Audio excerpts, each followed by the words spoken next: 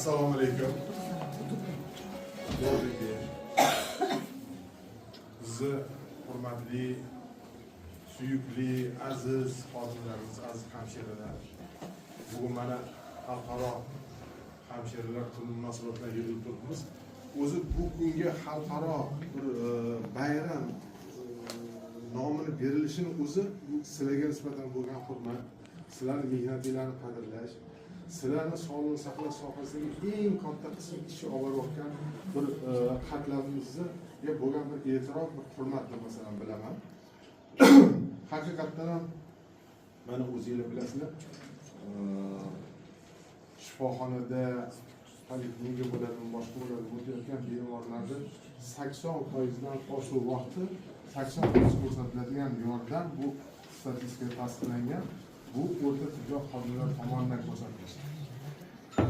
O'shaning uchun bugun bayraminglar bilan hammanglarni chin yurakdan tabriklayman.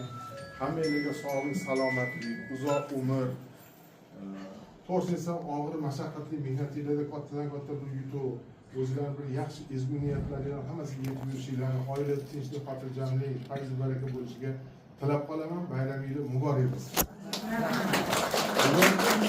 Bugun mana shu birinchi Sharqlik shifoxonasi hamshiralarni shu xalqaro bayram bilan tabriklab, o'zimni tabriklab ketadigan niyat bilan mana shoir Sadoyi taxallusi bilan hammanglar bilasizlar, mana Shamsiddin akam bugun tashrif buyurganlar. Bu inson yozuvchilar uyushmasining a'zosi. Hammanglar eshitgan 500 dan ortiq o'sha bo'lgan qo'shiqlarni hammasini she'rini, avtorlari, o'sha hammanglar yaxshi ko'radigan o'sha mana ortiq Otajon, Yulduz Usmonova, mana hozir madaniyat vazirimiz, boshqa hamma ko'zga ko'ringan san'atkorlarni aytadigan qo'shiqlarini, mana matnini shoir Sadoyi mana o'zlari qo'llaridan yozib berganlar. Shularni hamshiralarni bir o'zim tabriklab ketaman deb bugun bizga tashrif buyurdilar. Bir qarsaklar bilan kutib olamiz.